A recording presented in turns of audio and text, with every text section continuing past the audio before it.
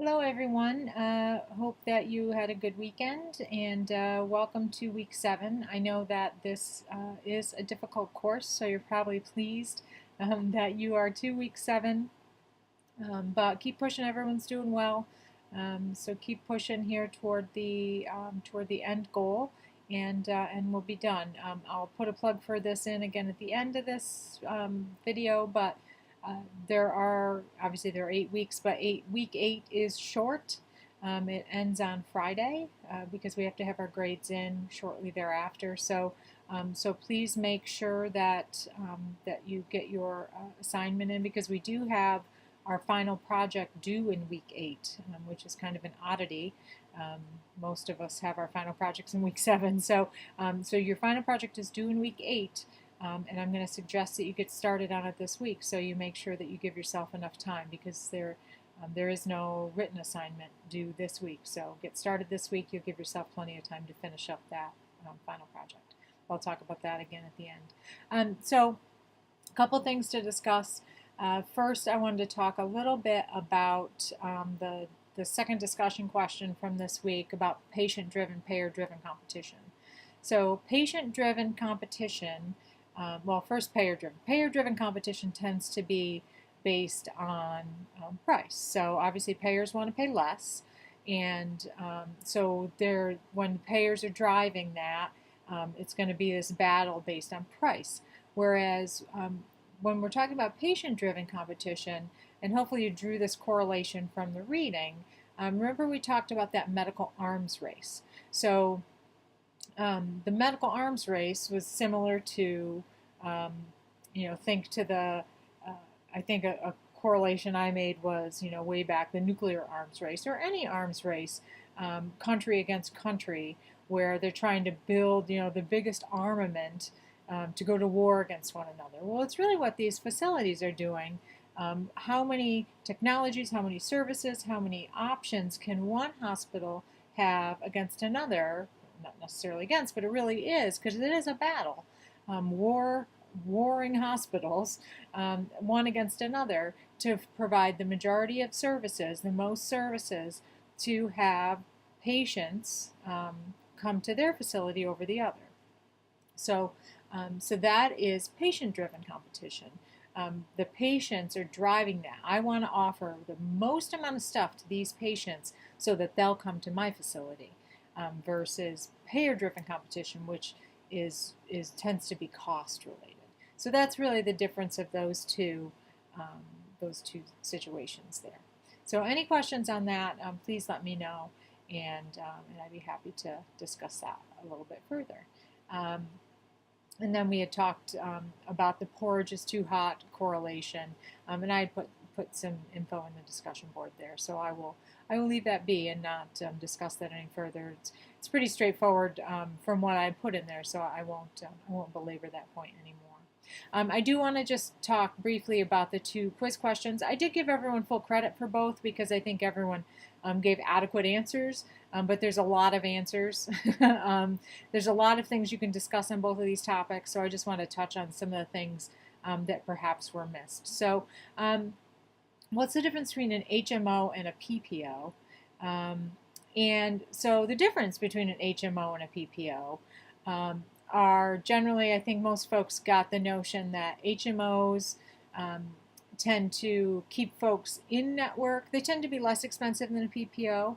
They tend to keep folks in network, as opposed to allowing them to see providers out of network, which is true. With a PPO plan, you tend to be able to see providers out of network at a higher cost. If you go, you may have a $20 copay to see a provider in network. If you go out of network, you may have to pay a deductible and a coinsurance. So that's typically maybe how a PPO would work. But the one thing I wanted to touch on with the HMO is there are 2 different types. Well, there are a few different types of HMOs, but HMOs, you may have a staff model HMO, which is when the one that is, kind of notoriously a staff model HMO, and they've actually branched out as well, but they were kind of the original staff model HMO, was Kaiser Permanente. So with Kaiser, they employed all the physicians, they owned all the hospitals, everything was internalized. So if you were sick, you went to a Kaiser doctor, you went to a Kaiser hospital, everything was Kaiser. And that's how a staff model HMO works. In that it's a closed model, staff model HMO. You go to that and everything is internalized. But there are also plenty of types of HMOs where it's just that the members of the providers of the HMO are under contract. So you still can only go to HMO providers and HMO hospitals, but they don't work for the HMO. Like for example, UPMC may offer an HMO product. I don't know if they do, UPMC Health Plan, and they probably say, well, you go to these providers, but they may also offer maybe some private physicians in the area. Maybe you can go to those providers as well. But they are contracted with UPMC Health Plan and not necessarily employed by UPMC Health Plan. So it's a slightly different model, but it's still, you can only see those HMO contracted providers. So closed model HMO and then what they call typically an open model HMO, but they're both very similar in their payment structure and how, as far as transparent to the patient. The way they pay the providers can vary greatly, but as transparent to the patient, you usually pay a copay or pay nothing at all, depending on your situation, etc. PPOs are all over the place. I won't even try and figure out for you or describe for you how PPOs operate. They can be everything from contracted to full networks of PPOs. They can be all over the place. So that's going to vary based on what PPO you're talking about. But I did want to bring up that staff model HMO versus an open HMO. Both are HMOs, they're just slightly different models. The second question here, what has been the impact of the ACA on health insurance markets? There are a lot of impacts, obviously, and as time goes, we continue to see more and more impacts. Probably from a market perspective, there are two impacts. I think everyone kind of picked out a lot of different good things. Obviously, the biggest, the thing that happened that caused the greatest impact was the massive influx of people. So we had the health exchanges that brought in a ton of people, new plans obviously, but a ton of people. And those health exchanges, those Obamacare plans, were all managed by private insurance companies, by the Aetnas and the Cignas and the United Healthcares of the world. So these are companies that already had group health plans and Medicare Advantage plans and Medicaid managed care plans. They were already managing those types of plans. And now they had this massive influx of these other plans come on board. So they had this massive influx of new folks come on. And then they also had the Medicaid expansion. So the states that chose to expand Medicaid, whoosh, another huge number of people that came on. Then also, whoosh, another huge number of benefits being added. Some states did require a certain number of preventative services to be paid, but that was not by any means not a federal requirement. And there were a lot of states that did not require that. Same with family planning services, etc. So a lot of preventative care that was required to be covered that had never been covered before. So what did that do? Well, that jacked up cost in the system considerably in the whole private insurance system. I want to say private insurance, in the private payer system, because these were all private payers, even though they were providing Obamacare plans and governmental plans as well, their costs went up. So what did that do? That jacked up premiums for everybody, for the people that were, let's say I have a plan through my employer, Susie has a plan through something else. Anybody that's paying premiums to Aetna, Cigna, anybody else, because of these impacts, and then everyone that's in those Obamacare plans, their premiums are going through the roof because of all of these additional costs that were unplanned.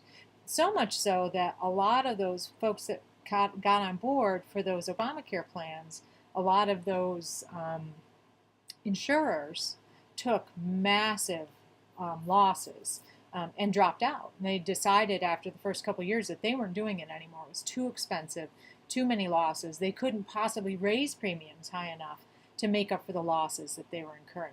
Millions and billions of dollars, actually probably billions across the country, millions of dollars per payer. I'm trying to think. It must have been Highmark, because I don't know that UPMC offered one, but they may have. Actually, they probably did. But I think it was Highmark. The Highmark lost, I think, $1 million or maybe even more than that with their plan in the first year. So massive losses due to these plans. So so that jacked up premiums, and so that was probably the biggest impact on the market, was that premiums for everything.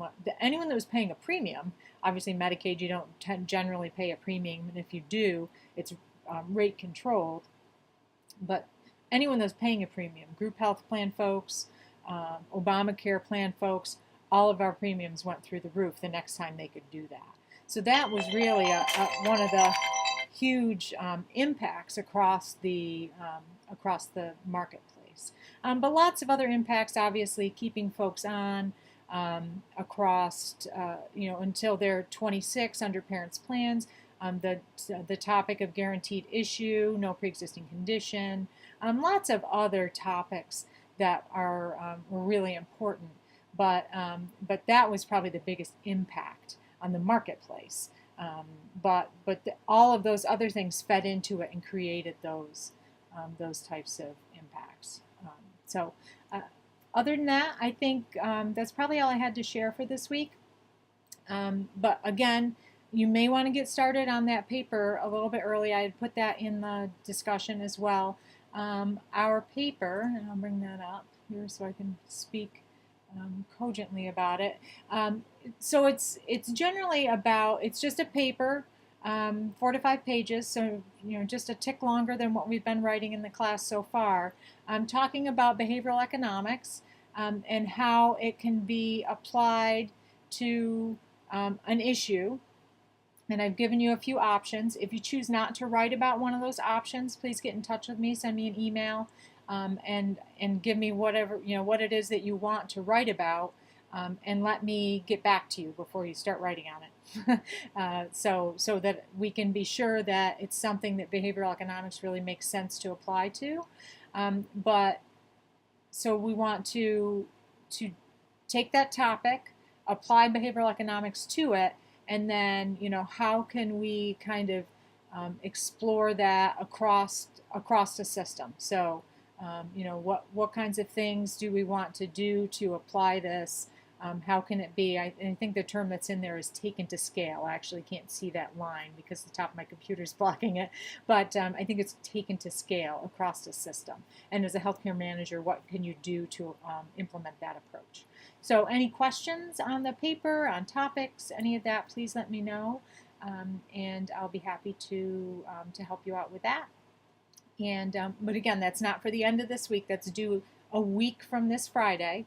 I think that's the 17th. I put the date in the classroom, but it is due on Friday and not Sunday. So make sure that you're aware of that difference in date.